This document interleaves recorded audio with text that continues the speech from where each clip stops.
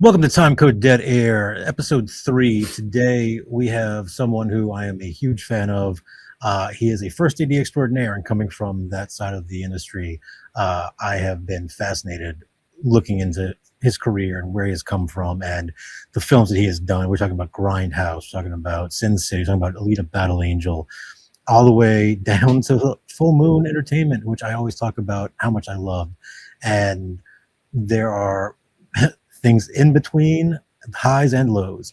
His name is Brian Bettwy, and I am very, very happy to have Mr. Bettwy on. Thank you, Brian, for joining us. I am Thanks thrilled for to talk having me, about some of John. this stuff, man. I, full disclosure, first met you on The Dirt. Yep. We talked about it before. You came on 2 days before shooting, I think, something like that. There was an AD that prepped the entire film. It was a couple of months of prep. We were going into the weekend, and she left. And I got a phone call. and you showed up. And when I first looked you up, because I mean, we always do that. We check somebody's IMDb, see who they are. Sure. I was fascinated because some of the stuff on there were films that I grew up with, like the Puppet Master series, like Prehysteria, like all kinds of those old Full Moon things. And at the time, I just thought, oh, you were whatever.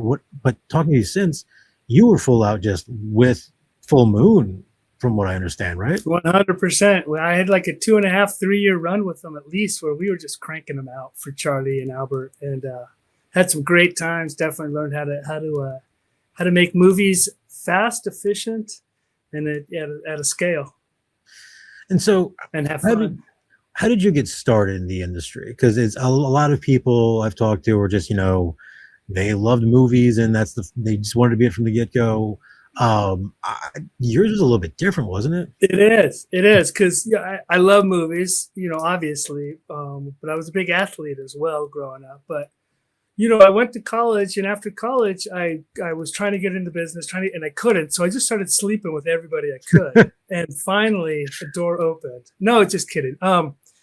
No, in high school, my dad, bless him, he gave me a job at TRW in Redondo Beach and stuck me in a basement for the summer between my sophomore and junior year. And I lived on the beach in LA, Redondo. I mean, I needed to be on the beach, bikinis, boogie boarding, all that good stuff, volleyball. So I told him after that summer, no more of that, Pa. Thank you very much. I got to do something that affects me, that I want to do. I knew I wasn't going to do a desk job. And so there were only two things at that time in my life that I really felt affected by. One of them was playing sports, playing soccer, and one of them was movies. I realized that going into a theater and being able to walk out an hour and a half, 2 hours later with a completely different perspective on life, happy, negative, laughy, whatever it might be, spiritual, just I wanted a part of that. So I wanted to be a part of that. And I wanted to be a filmmaker, and bring that back to the people. What I was getting, what I felt I was getting from the business, I wanted to be a part of that and give that back to people as I got older. So that's what got me interested in film.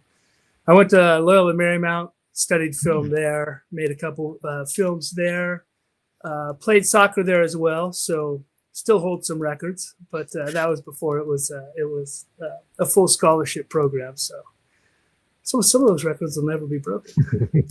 But anyways, so I went there, made some films, and after Loyola, I didn't have any relatives or anyone in the business, so I went out to Hollywood with a BS resume, and I went door to door production houses along Sunset Boulevard and Hollywood Boulevard, and giving out a resume from college.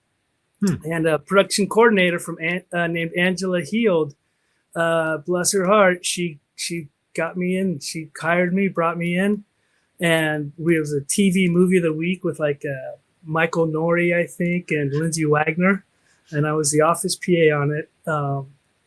And I could almost track where I am today back to that very first job, to be honest, as far as connecting the dots and references and stuff like that. And that's really how the business is you work hard and you're going to get brought on to the next gig. So that's how it all started. When working as an office PA, I was able to see all the jobs, electricians, camera guys. I was able to watch all departments. And it was then that I realized, with my dad being a doctor of aeronautical engineering and my mom being an artist from Mexico, production was the spot for me because I was creative and artistic, and I had that side, but I also had the linear side, and so I was able to marry the two of them together. I understand the creation of the art and the making of the art, but I also understand the need to have schedules and get things done, and present the final product as well. So I was able to combine those two, and it's just been a progression since then. My philosophy early on was always make the person that hired you never able to see how they could do another show without you. So for me, it was whoever hired me, they were my focus, and I made them look good. I supported them 100%. Obviously, what they were doing was for the support of the show. So what I was doing by essence, was for the support of the show. But inside, I was making sure I took care of that person. And every time every time they got a job, they call you right away and say, "I need you." And that was, and you just build your way up, build your way up, and build your way up. So it's been great. It's been a blast. It's been a blessing. So that's basically how I got into it. And then, so nowadays, whenever you're getting your jobs, it's like you get a text message and hey, you available these days, and you jump on. Back then, it obviously had to be a little bit different. Was it just, same thing, phone call from somebody going, "Hey, you available these ones?" Phone calls. It was all phone calls. Everything was different back then. When you gave call times to stunt players, you called a stunt service, Teddy's or Billy's, or stunt service, and you called them to give the call time for the stunt players. There were all different routes of doing it. Everything was handwritten, everything. It was all different. But back to what we were talking about really quickly with the dirt, and me stepping in on that one. The key to that, being able to step into that situation, was the fact that she had prepped it so well. And so for me, every day I just went on set and made the movie. And you guys had to do all the hard work. Yeah, and that was a rough one because despite the schedule, there was still a lot of, how should I put it? You couldn't trust certain things. And so like the famous one being tattoos, having to, body makeup. Yeah, like the wigs and all that. So you might have something saying, okay, we're going to start shooting at 8 a.m. Guys need to be called for 5 a.m. and they're not ready till noon sometimes because of all of that. So that was a tricky one. And that's one that, again, it's that whole, the beauty of film where things like that. It came out, a lot of people love that movie, and there was a lot of great movie. And that was one that that was just so, it was the tedium of the hurry up and wait mentality of, all right, we got to pull them to come do a test, like a rehearsal, and send them back, and then cross your fingers that you get them back before in a certain amount of time. And so and that's so just having to cover Machine Gun Kelly's do a full body makeup covering all his tattoos, and then put on a whole nother layer of tattoos. It was madness. And a lot of that has to come. Just the calmness, because I've worked with a lot of ADs, and literally worked for a lot of ADs that would have driven them mad as far as the stress. And I think part of that, maybe I'm wrong. Tell me if I'm wrong. Part of that comes from where you come from. I'm wrong about a lot, man.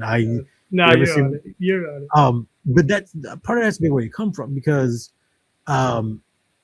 with Full Moon, they were making movies for next to nothing, and they were cranking them out, if I'm not mistaken, right? We were doing 12-day shoots. We were just 2 weeks, 6-day weeks, 13, 14, 15 hours a day, just pumping them out, just rolling the camera, and having fun, having a blast doing it, making it happen. It was great.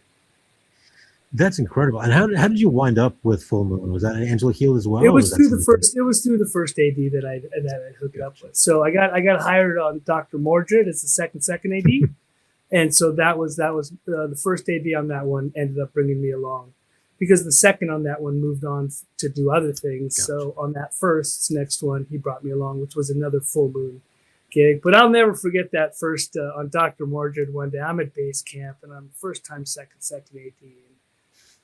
The first is talking to me in my ear, and up comes Charlie Band. He's director, and I got to tell you. Charlie goes, "Hey, I got to tell you some information, right?" So he starts telling me, he goes, "Tell Doug, tell the first," and he starts talking to me, and Doug's talking to me in my ear on the radio the whole time, and I'm so young in the business.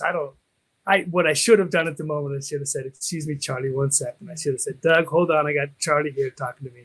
Give me a minute, I'll get back to you." And I should have been focused on Charlie, but I was trying to be everything, right? I didn't hear a word either person said, my two bosses, and at that moment was one of the times that really dug into me. Take care of your boss, but also understand the situation that you're in and prioritize the person right in front of you. And, just handle those situations like you should as an adult, as opposed to try to take everything and be the hero on everything. That was a good lesson for me, because Charlie looked at me afterwards and he just looks at me and goes, "I'll go talk to Doug." And he turns and walks away. And I was just like, oh my God, I just blew that completely, because, you don't really interact with the director as a second AD. You leave that for the first, it's not, I interact with the second and the actors, it's that type of stuff. So I had this one chance, and it was like, he just looks at me and he just knows that it was just past me, and he's just, "I'll go talk to Doug." It just killed me. That was so funny, but a great lesson learned by Charlie Band. Well, and you stuck with them. I mean, you were there for quite a few years, right? Yeah. 3 years. 3 years with them. We went through all the Puppet Masters 3 and 4, and Prehysteria, and Dollman versus Demonic Toys, and there were Remote. There were so many little, films we were making. It was crazy. Was that like a system where it would just be like starting one up, finish one, you have X amount of time before the next one, and you go from there? Basically, we weren't on contract with them, but basically they were cranking them out one after the other. It was great. It's fascinating because that whole 90s and 80s era horror, and even a little bit further back, but that seems to have a lot of the people that started with that wound up being in positions of power across the whole spectrum of the industry. And it's fascinating to see now. It's great stuff. Yeah. Oh yeah. And then between, Corman to Mike Elliott, with Charlie Band, with all of those guys, with Trauma, and, everybody that kind of had that quick, let's get it done. Let's get a lot of them done. So many people wound up moving on from there to where they are now, and then getting there. And well, interesting. Go ahead.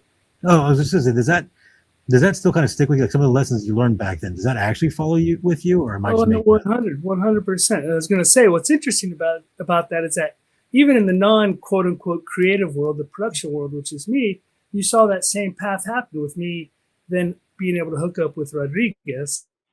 And, he's the king of shooting on the fly and shooting fast and doing it for budget and finding creative ways to get out of situations to film, to get the scene and to make it happen. And, that's what he's all about. So it was the perfect training for me to come into the situation, finding a director like Robert and being able to team up with him and spend now upwards of 30 years together making movies.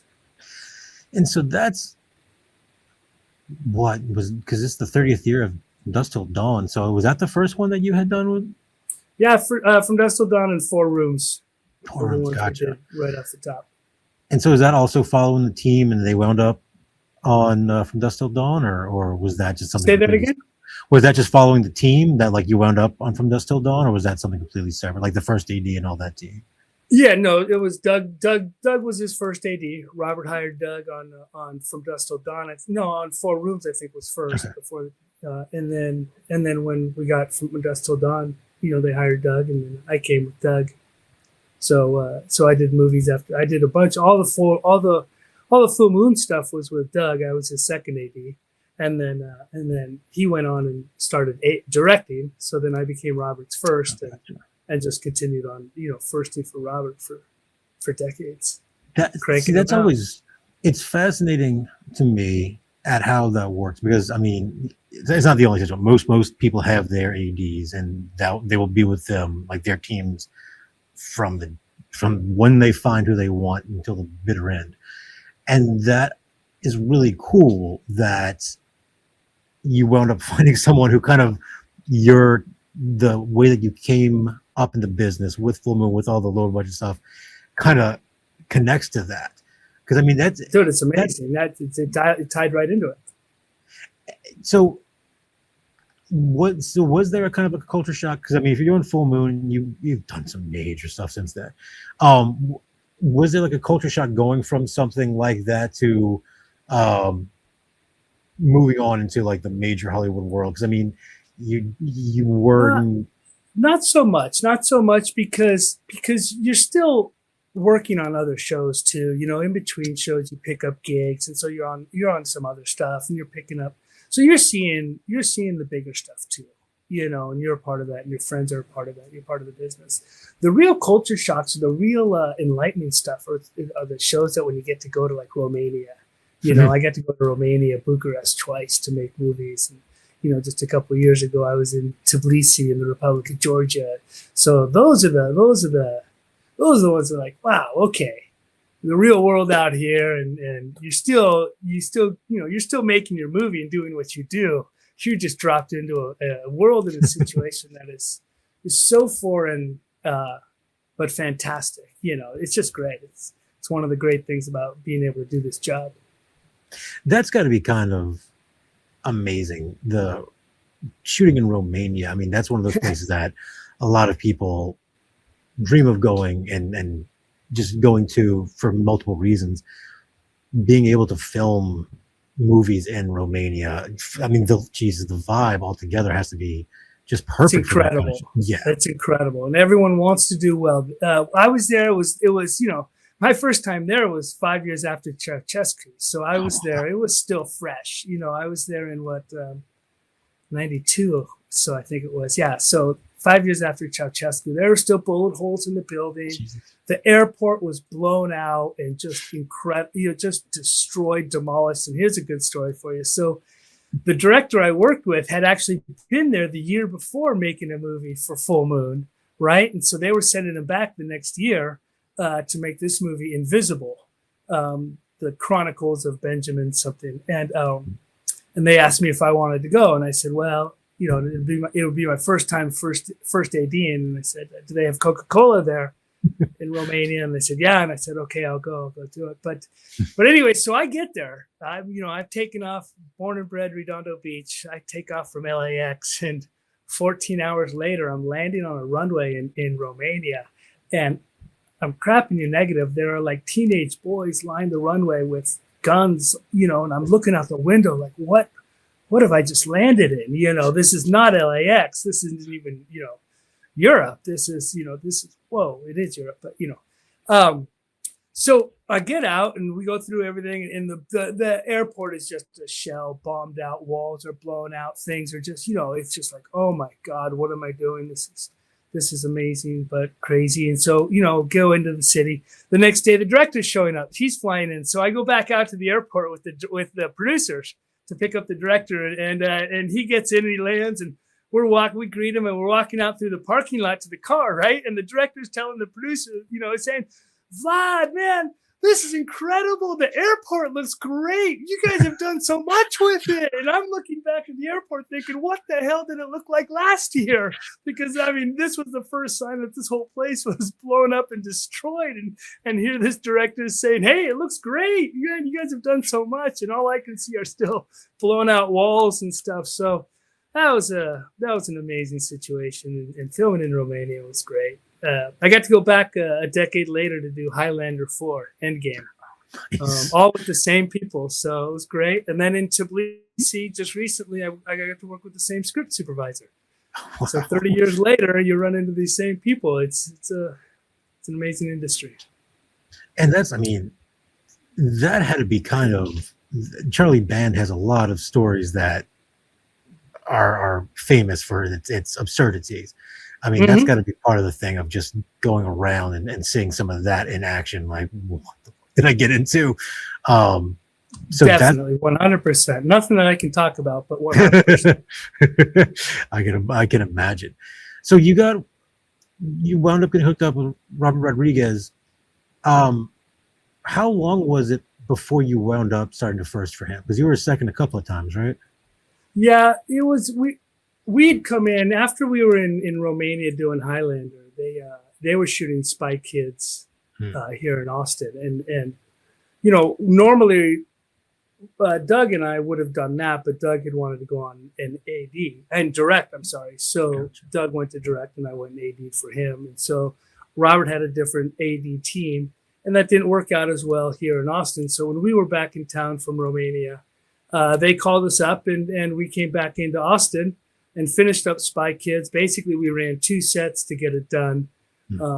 I was running one of them, Doug was running the main one, and we were just knocking out stuff. I was doing miniatures, and we were just cranking away to finish that up. And then after that, the first that I worked with, he bailed out and started directing completely. So then Elizabeth asked if I wanted to, become their first AD on Spy Kids 2, which I gladly accepted, and it's been a blessing. It's just been a great run with everyone here at Troublemaker Studios.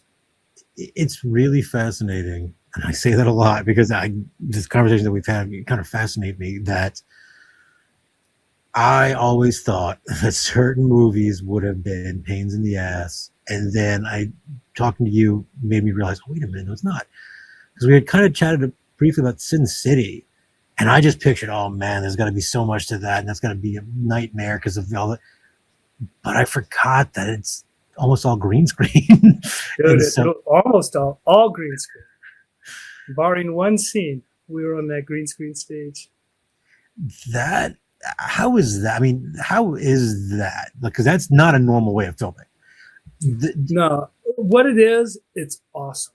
Because the first thing and the most important thing you got to realize is you're working with a genius. I'm working with Robert Rodriguez, and then he brings in Frank Miller, who's created this entire world, and it's there. It's on the page already, right? It's all there, and Robert's just trying to bring what Frank has created to the screen, and to this day, it's still the truest from page to screen comic adaptation ever made, and it's incredible in what Robert did. So it's a dream. It's not that hard because Robert actually makes it easy in his genius, because he prepares for everything, he thinks about everything, he attacks every issue.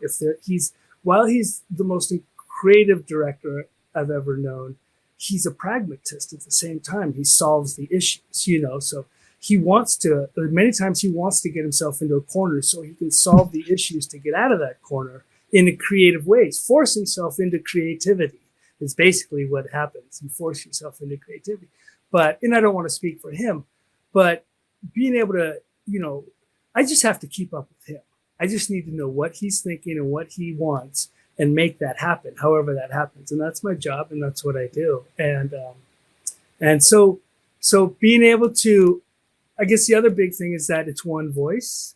Robert doesn't have many producers above him.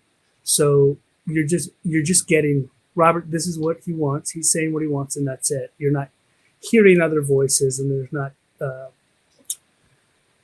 other kind of storylines going into the pre-production, the prep of the film. It's Robert's telling us what we're doing. If there's a question, we'll go down, we'll do camera tests, we'll do this, we'll do that. He'll do what is needed to make it happen. And I just need to keep up with that and make sure I'm a step ahead on many things. And that's what I do. So it's great. It's awesome because I'm working with a genius, and a genius that's not out there in left field, that is, like Howard Hughes or what they say,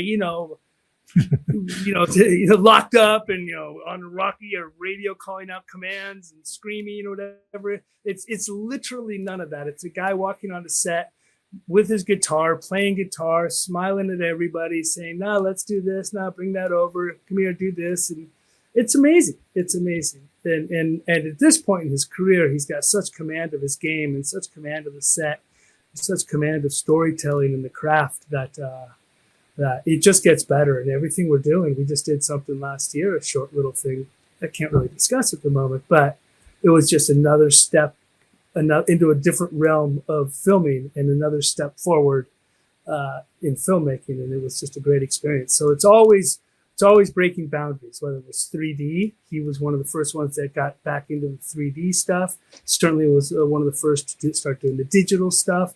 You know, it's amazing. It's amazing. But I also, you know, I work hard and I do my best. And he appreciates that, hopefully. And there's a lot of stuff that you have done that, I mean, I didn't even remember because so you did the Spy Kids series, but then it's also like Once Upon a Time in Mexico and other ones like that. Bubble Boy. Which is a personal favorite. I mean, I was so stoked about that one.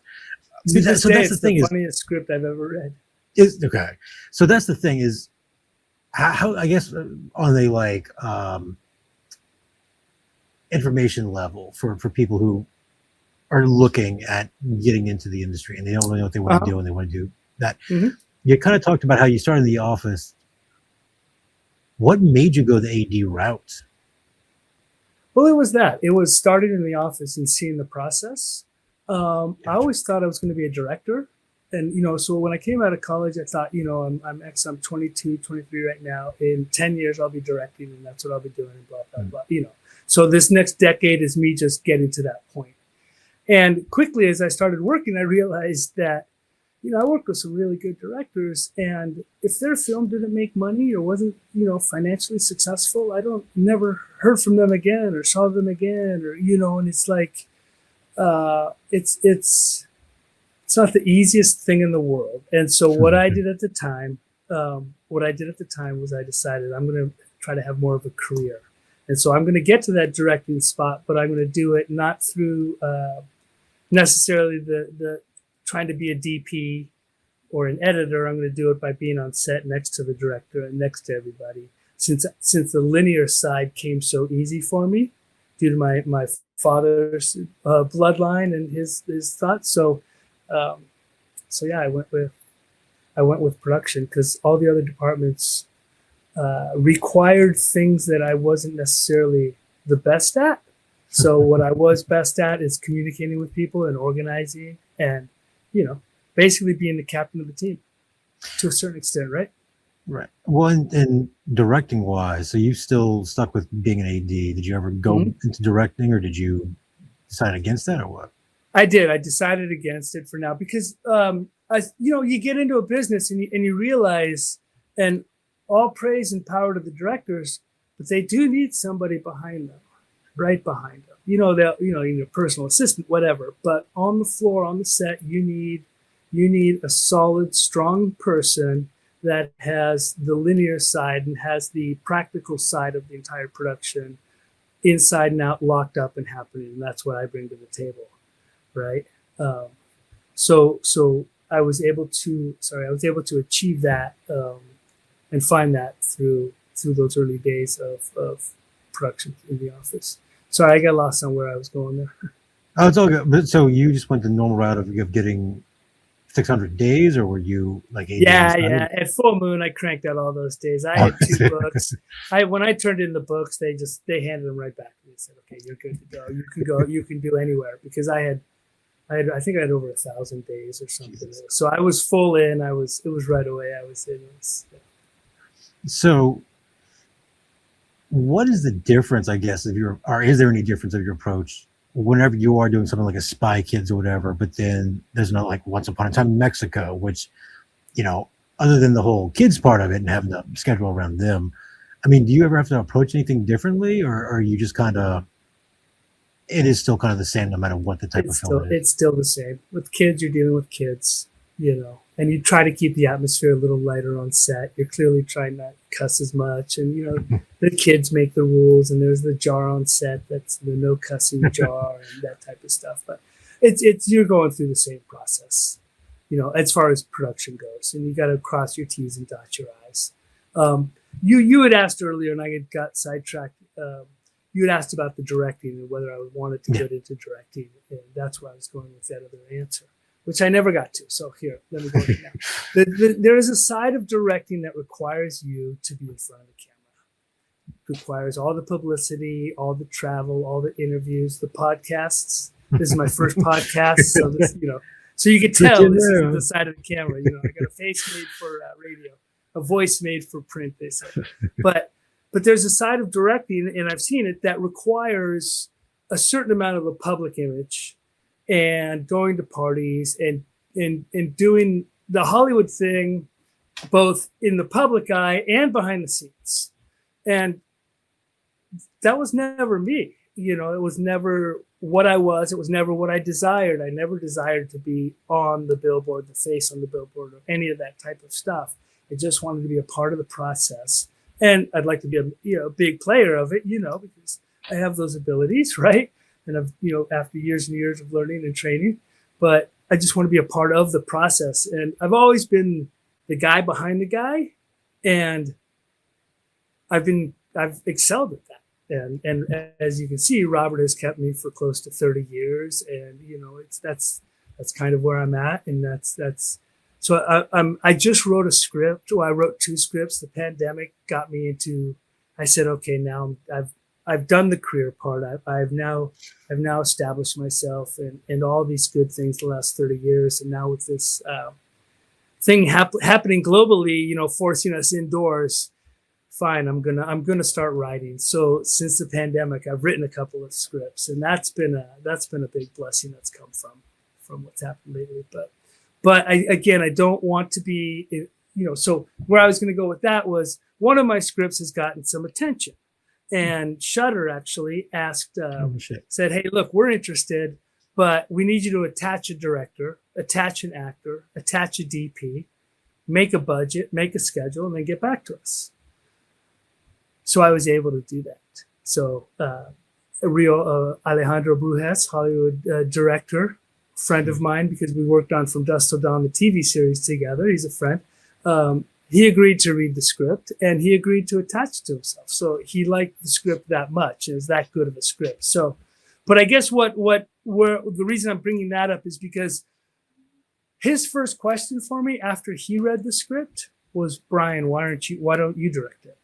He goes, you clearly know the story. You clearly have this, in your mind, the way you've written it, it's all there. Why don't you direct it? And we had a good long discussion and talk about the fact that there is that other side of directing. And that's a side that he's comfortable with and he wants to be a part of. And he lives in that world. And that's to his credit, or it's not credit or not credit. It just is the person that he is, wants to be that person. And I've realized after years and years in the business that I don't necessarily have that. And I'm better being that guy behind the guy. I'm better being, feeding the words in his ear and making sure he looks good and making sure that the table is set for him so that he can create, making sure he or she is not worried about anything on the practical side so that they can just be creative entirely.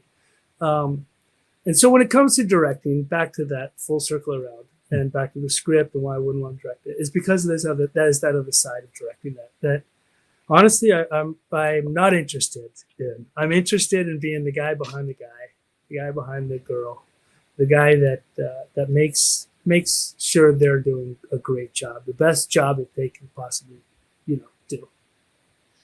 So that's cool, because you mentioned something that I don't think enough people really do realize, which is whenever I've talked to so many people and they'll say, I want to be a director, I want to be a writer, I want to be an actor, however they want to do it. And for directing, especially, that is something that you never really think about, is that side of it. It's massive. Yes. It's when you're on set directing, that's the easy, honestly, that's right. The easy part. That's the fun, that's the playing. And if you've got a great AD, and if you've got a great DP, and if you've got great makeup and hair and grips and everybody, you got a great stunt team, and man, you're just playing and having fun, and your actors are into it, and that's the goal. It's all the other stuff of directing that's a tough world.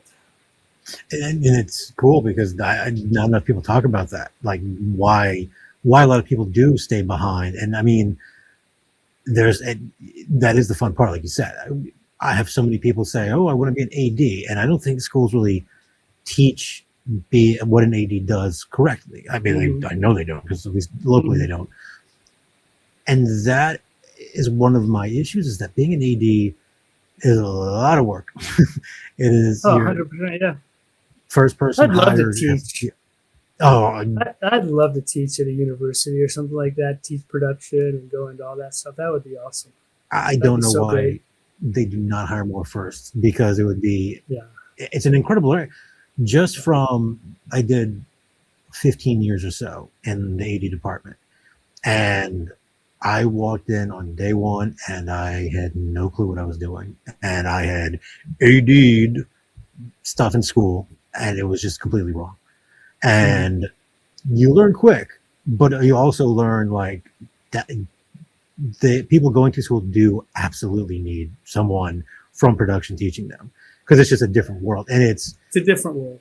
When you make the movie, I mean, I hate to say that, but you from being the first person hired half the time, I mean, like you have the schedule, you have who's going where and when, and that leads to what the people in the office have to do as far as getting everybody in the visit. Like it's just a different world that doesn't get taught enough. So I mean, I do like the fact that you bring that up as a director, though, because that a lot of people excel behind the camera. Other people, I just talked to a guy the other day that I remember on his first film, him doing behind the scenes for a DVD or whatever, was so funny because you could tell he wasn't used to it, and now he's like an old pro. And so some people can't pick up on it, but sometimes you know what you're doing. And I mean, I always love a lot of the chats with ADs, because they have some of the, like, they see what's going on that's different. And one of the things that I love, and I can actually see something behind you, I believe it's from this, that you did Grindhouse. And that had, talk about culture shock, that had to be a little, I think that's the Grindhouse one, right? Because I know I recognize it. It's from Death Proof, from Tarantino. That's the one that was actually in the scene that they used? Yeah, that's the poster that was on the wall behind that's them. That's awesome. Yeah. So what was that like, going from someone who seems like you said, like having the guitar out in between sets, and then, pulling actors out so that you can get everything set up, whatever, to having two different, I mean, it seems like they would have to be different directors, right? Their style? These two different worlds, two different directors. Robert can piece it all together, shoot different things at different times, and Quentin wants it all there all the time. And, for each scene to make the scene. And it's great, though. It's just seeing how both are effective, both are efficient, both, deliver to the audience. And but both are just coming at it from a different way, and it's part of their upbringing. Robert was the rebel without a crew, and shooting it all by himself. And then I don't know exactly Quentin's upbringing, but I know he was, working in Torrance or something in a video store for years, and just loving movies and just in it, and then writing, and then sold one of them or sold two of them, and then was able to make Reservoir Dogs or something, and just it just blew up from there. But for him, his process is definitely, man, it's all encompassing. It's all here. The whole scene is here. We're shooting this all at once. And I've heard stories of, like, on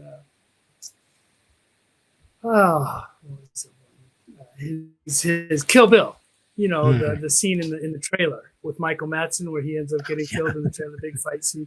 They were scheduled to shoot that for 2 weeks. It's like 2 months later, they're still in there. Something crazy, But the reality is that's how he makes it. That we're making the scene, and it's going to be great, and we're going to make it great, and if it's not great, we're going to stop and we're going to make it great. We're going to do what needs to adjust to make it great. And I've been so lucky to have the opportunity to get to work with filmmakers like that. Like Quentin, like that, and Jon Favreau when I did Boba Fett a few years ago. That was like film school. I mean, it was amazing. I'll never forget. We're on set one day and we're shooting this bar scene in Tetuan or whatever. I don't know exactly. And it was a bar scene. It wasn't in the volume set, but So it was like a natural scene. You know, there are characters and there are walls and lighting. It wasn't the whole volume lighting around and everything. And John came on set and just wasn't feeling it. The scene wasn't working. It wasn't clicking. It wasn't there. And he just, you know, he said, "Stop, everyone, let's come to a stop. Everyone, come on in. And he brought everybody on set in. And we sat there and he talked about that scene for close to an hour. And he talked about every aspect of that scene. He talked about filmmaking, and he talked about delivering emotion and process. And it was like film school. And I was sitting there going, "This is incredible. I should be paying this man, you know, he's made some great movies himself, and obviously then bringing this whole Star Wars, you know, to life, and it just amazing." And here he is, you know, giving us, you know, discussing with us the motivations, the filmmaking, the art. So, you know, never letting the technical and all the volume and all that stuff overplay the art on the ground, the performances, the purpose, the meaning, the camera moves, and all that type of stuff. And, you know, I've just been very lucky to get to work, you know, first with Rodriguez and his style, and then to get to work with Quentin and guys like John as well. It's just been amazing for me. And jumping back to Sin City real quick, because that was, I guess, presented by Tarantino or whatever, but it was Robert's movie. Talking about the green screen stuff, that's got to be kind of odd, because I mean, y'all shot some stuff where people weren't even in the same city or whatever, right? Yeah. No, it was great. Well, it was Robert's and Frank's story, but Robert brought it to life, obviously. But Robert and Frank. It was, you know, we brought in Bruce. We shot him for 9 days, I think, you know. So he came in, he spent a weekend in Austin, and he was gone back home. So he didn't have to uproot his entire life. He was in and out in a week and a half, focused all his work, shot only him. We had cardboard, you know, layout board out there marking X's on the ground of where the other actors stand in the scene and where we put the furniture. And then when another actor's ready in 2 months, he's in town, the other part of the scene, we just bring all that back out. We lay out the cardboard on the green screen stage, put the furniture in place, and shoot the scene now with the other actor playing off of X's and people reading off camera dialogue. Yeah. And then Robert just pieces it all together and makes it look seamless. But yeah, no, most of that was shot.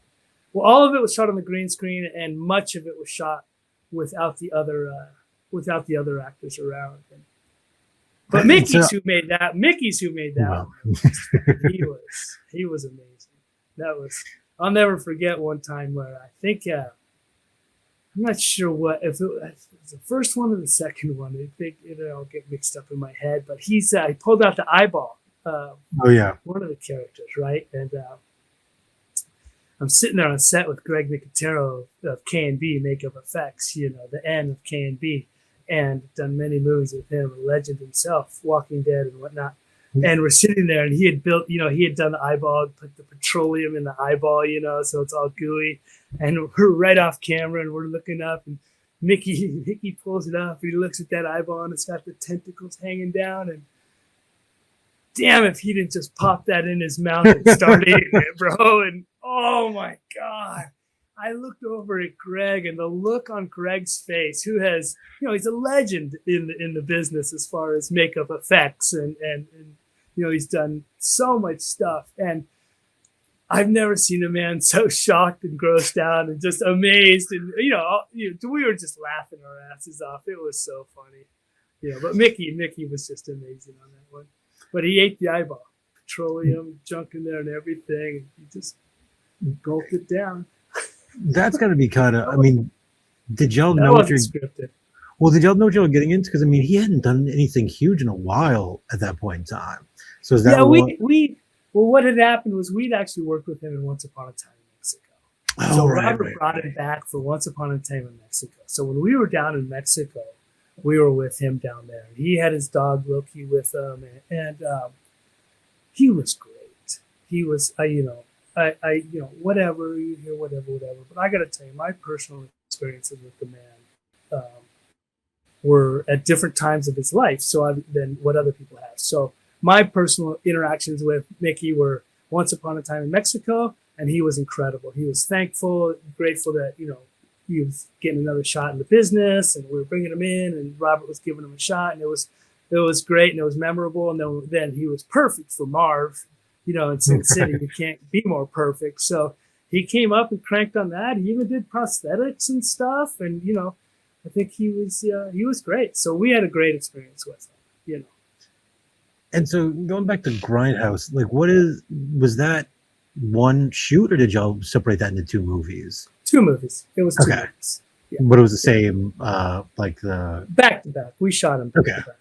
So I think we shot Planet Terror first, and then we shot Death Proof. And it was the same teams and everything as far as same crew. Although Death Proof, halfway through shooting, we ended up moving out to California to shoot that final road sequence out in Buellton, out on the road out to Neverland Ranch. Gotcha. So that was great. That's got to be pretty. I don't use the term overwhelming, but I mean, you must have gotten used to that by now. And just you're working on major shows. And I remember one of the first things I did was Terminator Genesis, and it was just seeing the scope was impressive. And I mean, coming it's all from categorized. Well, okay. It's Gotcha. That's how you got to do it. You just have to break it down into categories. Like scope is just that scope. It's just everything at a small level just blown up. Gotcha. You know, so we're not introducing new departments. You're just introducing more players and bigger scale. You know what I mean? So as long as you can kind of keep it in perspective and not let the visual overwhelm the reality, the practical, you know, nuts and bolts reality of what it is, then it's manageable. The scope. So the difference, I think, is what you're trying to get to. Yes, yeah. Because I mean, there's a couple that I will say were smaller in scope that you've done that I don't even know how popular they are, but one of my favorite things in the world is like Freaks of Nature. And I think I saw that you did that, and I was like, and you it wasn't even on your radar. I was like, that because it was Kitchen Sink or something at that point. Kitchen Sink was the original title, Kitchen Sink, yeah. Because they just basically threw everything in the script is what the thought was. I absolutely loved that film. And that's great, man. That's great. Yeah, and that was one that, I mean, it's been like 10 years already since that came out. At least. And that's like, I mean, because that was one of the first ones for I can tell you, I mean, probably sounds terrible. One of the reasons I loved it was it was the first time I ever saw Mackenzie Davis on anything. And it was just like that whole, I don't know, I 10 years ago with Mackenzie Davis and Vampire Fangs was just like, whoa, who is this actor? That was it for you, huh?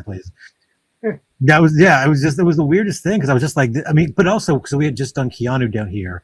And so with Keegan in it, I was just like, oh, just whenever you work with people, seeing them right afterwards is like, oh, wait, we just finished with it.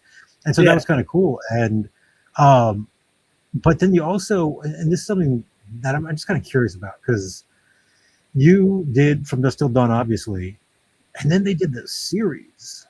Mm-hmm. I mean, what is that like? Is that something where it's just like, kind of like you feel like you're going back to something, or is it just like, what the hell are they doing to this project? Or how does that? No, it's all good, man. In this business, it's good. You know, you're working, and if you find something, and if you got something that's good, like Dusk Till Dawn, and a story that resonates with people, it doesn't have to resonate with everybody. It just has to have its crowd, you know. And if you can find that, and you can water that flower, man, water that flower, bro. Keep it going. Make the TV series. Write the books. Do whatever you can because you know there's the market for it. So going back and making it. It feels like it's like when I went and did a Star Wars. Are you kidding me? I'm working on Star Wars. I'm hanging out with these characters that are part of my childhood. You know, being a child of the '70s. It's so it's awesome. It's just keep watering and do whatever I can to be a positive force within the creation of anything. So I view those things as blessings because that means you've created something successful.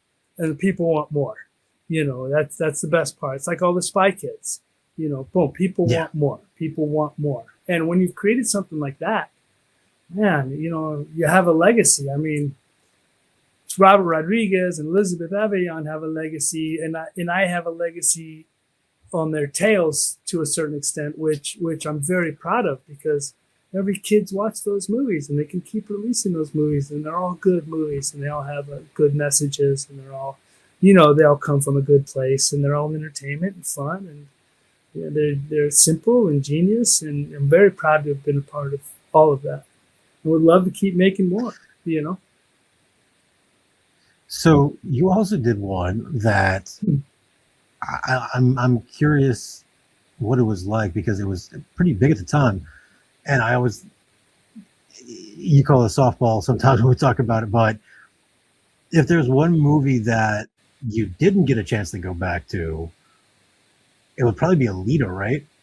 Yeah, that's the one. That's the one we got to do again.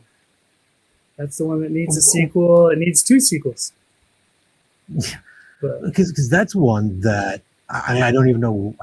It did fine. Like, it wasn't a money thing. It was, and people loved it. And it was it's an odd property that never got what it deserved. Which, I mean, it ends on a cliffhanger. Like, oh, we got to. This next thing's coming out. It was a timing thing. That was the last movie that I think Fox put out, so then Disney bought it. And so it was a whole. It literally got caught right in the middle of a studio being bought out. And now, what does the new studio want to do with it? And Jim's obviously doing the avatars, and a strong voice for Alita passed away. John Landau, rest in peace. An amazing man, an amazing producer. And he was a strong voice for making it all happen. So I think that was, a detriment. And, hopefully they're still talking about it. I saw an article the other day talking about it. And globally, the movie did amazing. Oh, yeah. It didn't do as great domestically, but everyone that has seen it has loved it. I've never heard anyone say anything negative about it. So, and there's a massive, Alita army following on Reddit and stuff like that. So more power to them. And yeah, I've got some of the coin. Oh yeah, from that world. And here's to making number 2 and number 3, getting Rosa back here and getting those dots back on her face, and getting her out in front of the camera. She was amazing, by the way. So talented. Yeah, and how did that wind up coming about? Because was it Cameron producing it and Robert Rodriguez was directing it? So Cameron was in Avatar, and I think Robert's told the story that he basically said, "You got anything else? You're stuck with Avatar, basically." And Cameron said, "Well, we got this, Alita," and that Cameron was either, I guess, going to do Alita or Avatar. He had both ready to go. And he went with Avatar, so we just picked up on Alita, and then John Landau took the lead for Jim on sussing out the realities of making Alita with Robert, making it here in Austin, Texas, and just all of that, and eventually it all worked out, and we made it happen, and we got Rosa, and we got some amazing other talented actors here and people here. Made a fantastic movie that was incredibly detailed and difficult with all the visual effects. Yeah, that was one of the few movies that's come out in Dolby 3D, and I remember going to the theaters and seeing it and not expecting much, because I didn't know anything about it, and by the end of it, I was like, man, I can't wait for another, because visuals were great. The whole thing was great, and being a 3D nerd, I was just like, this is awesome. And I own it in freaking 4K Blu-ray and 3D, and yeah. It's one of those ones that it does deserve another look. Yeah. And so you had mentioned doing the Republic of Georgia recently. What was that one for? I went to Tbilisi in the Republic of Georgia and made a movie called Hotel Tehran with director Guy Moshe, and that was great. That was amazing. Quite an experience.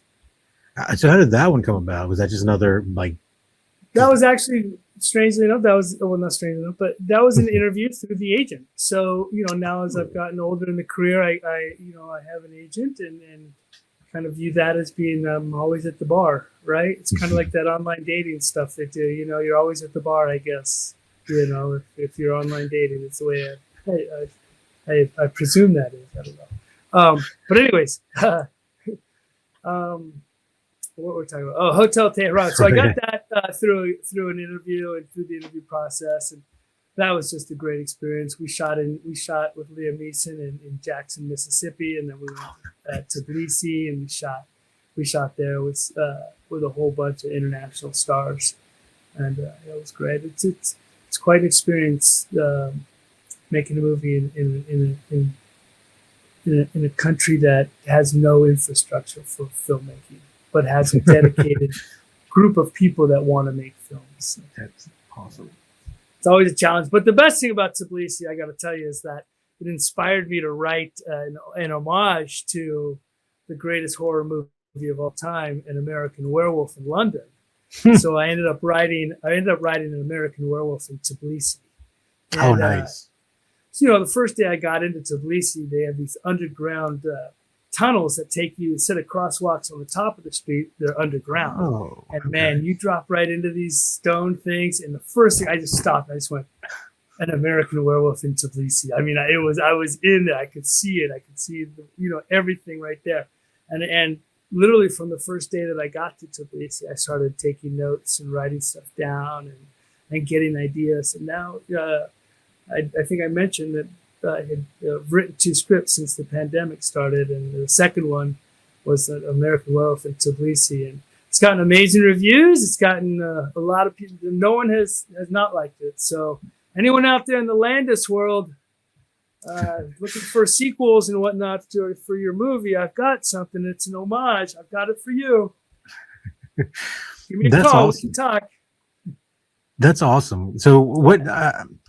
Was it just like a timing thing as far as like picking up on writing? Because I mean, you said it was directing thing. Pandemic. Oh, yeah, okay. The pandemic thing was, and so I've always had the creative side. I always had the directing side, but I started realizing, okay, the career is, I'm 30 years. I've done a lot in the business, done a lot of good stuff. This pandemic has come along, so I'm going to push towards some creativity, a little more.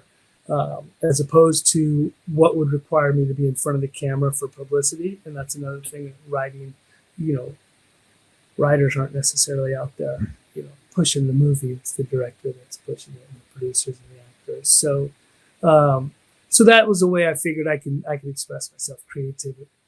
Gotcha. Now, and it's been an amazing process. And quite honestly, the 2 scripts that are out and registered now and out there in producers' hands, I'm very proud of them, and we'll see what happens. And so Hotel Tehran has not come out yet, right? No, it hasn't. Later this year or early 2027. Gotcha. Yeah, because I usually, whenever I usually work with people, I usually keep an eye and see what they do, try to support any films they do, because those sweet residual checks, boy. Although it's a little bit different nowadays with times have changed. Man, I was talking to somebody the other day about physical media, just how different the residuals are. They did okay with a certain movie, but I mean, yeah, I guess that's another question that I haven't asked. So you've been around for a bit now. What's the biggest change that you've noticed, like over your career from whenever you started to now? Is there anything that's just like, besides digital, I guess, the biggest thing as far as filming? There's a lot of, you can jump into each department and talk about change, the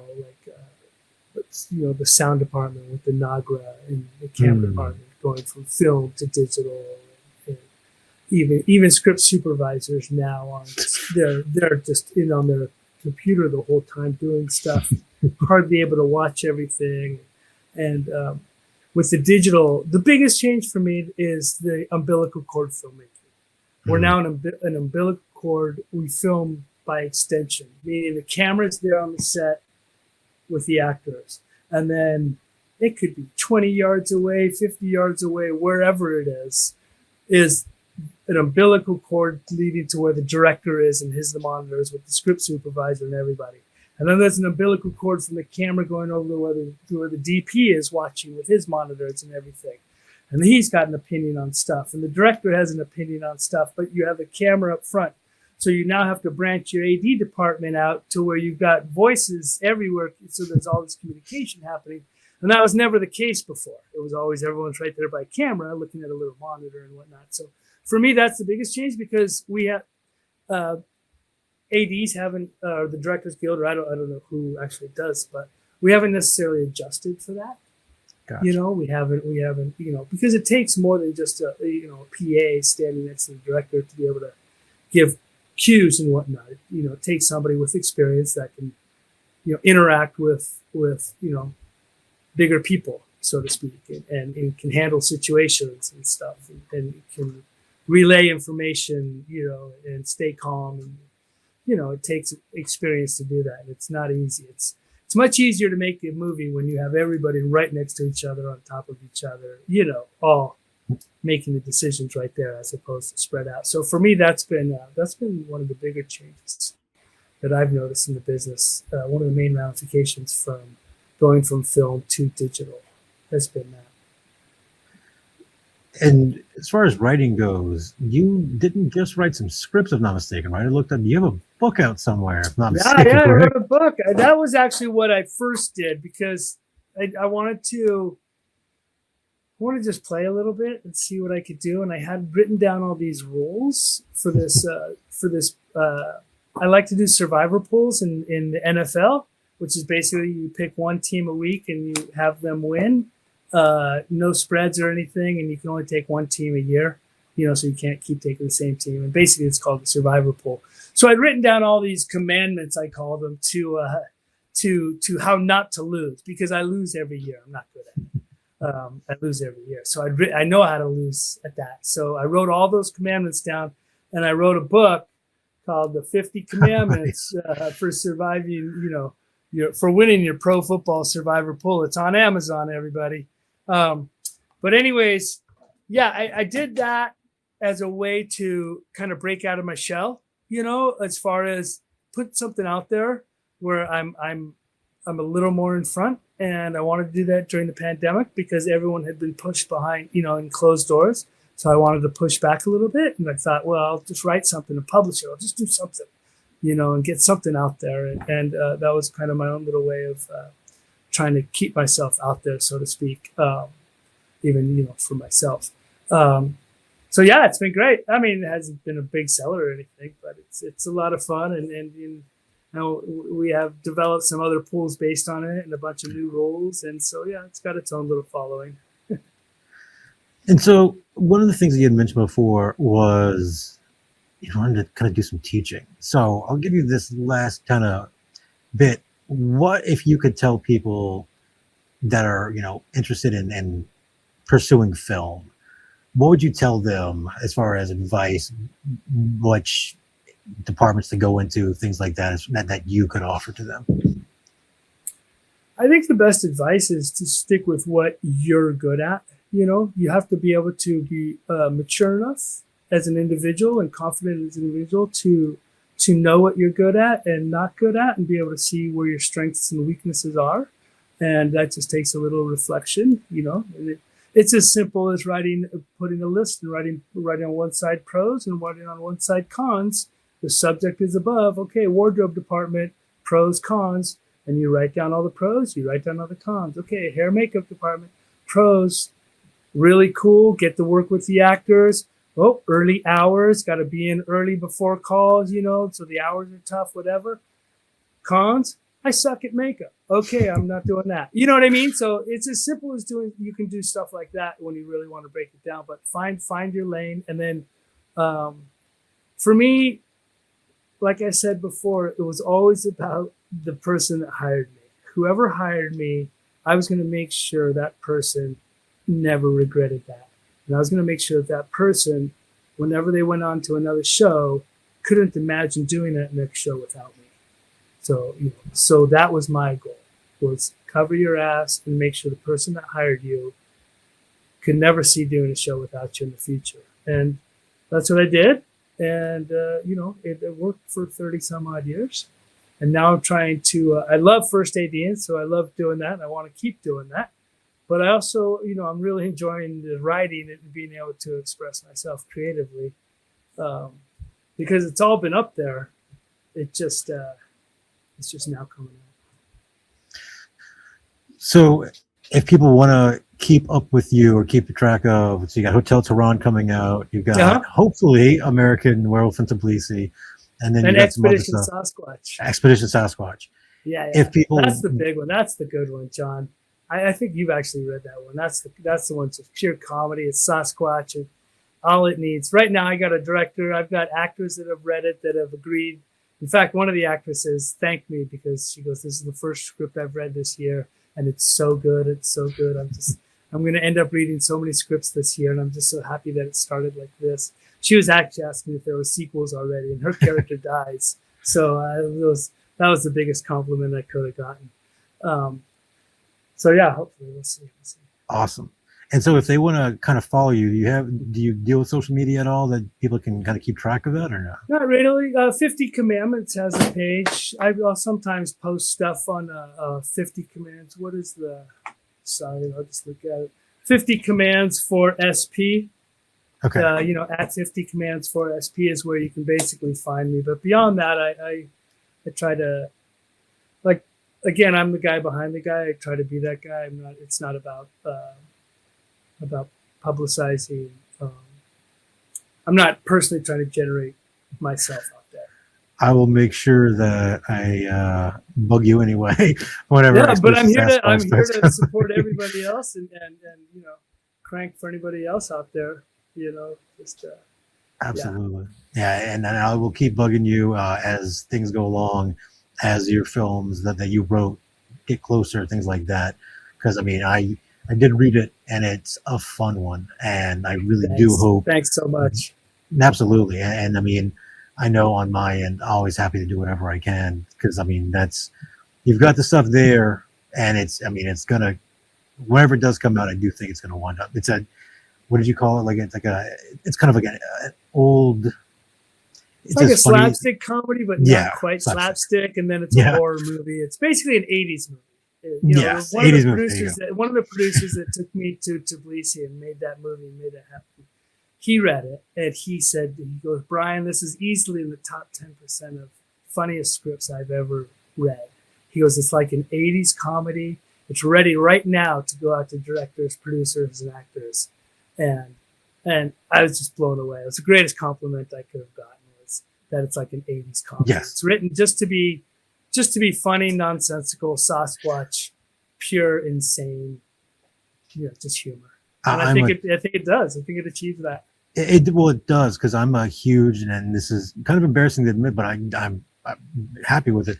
I'm a huge Weekend at Bernie's mark. Not just the first one, but the second one. and when I was reading it, it had a lot of that whole thing of just like the vibes, not just not the exact, somebody's dead and whatever, but just the slapstick nature of it. And there's not enough of those. And so there isn't, right? No, I was glad to hear whenever Shutter had some interest, and I think that it's right there. And so, Shutter came back. Shutter had it for 3 months. They put me up to the challenge. They challenged me to get all this stuff, and I got it done. And they had it for 3 months, and finally came back and said, we don't have the bandwidth for it right now. But then they said, come back to us in post-production. Right. So the interest is still there. It's all good. And, I feel I got further than most at that point. Yeah. So it's, so it's all positive. So pushing it out to other producers as we speak. But I was able to get a director. I was able to get actors attached, a DP attached, and I've got, other people attached. So just need to find the funder, need to find the financing. I got the budget's there, the schedule's there, the script is there. It's on the page. Everyone has said that. And hopefully it'll be coming up soon. I'll have good news for you soon. Awesome. I appreciate you taking your time out, man. I really do. And thanks for having me. Yeah. Every time I get to chat with you, it's always fun. And unfortunately, your team had a bad draw today, but Go Reds. It happens. I can't say that because Arsenal all the way, baby. But, This is your year. God, I hope so. Yeah. Thank you for coming on, brother, man. Thanks for having me. Absolutely. Thank you for joining Timecode Dead Air.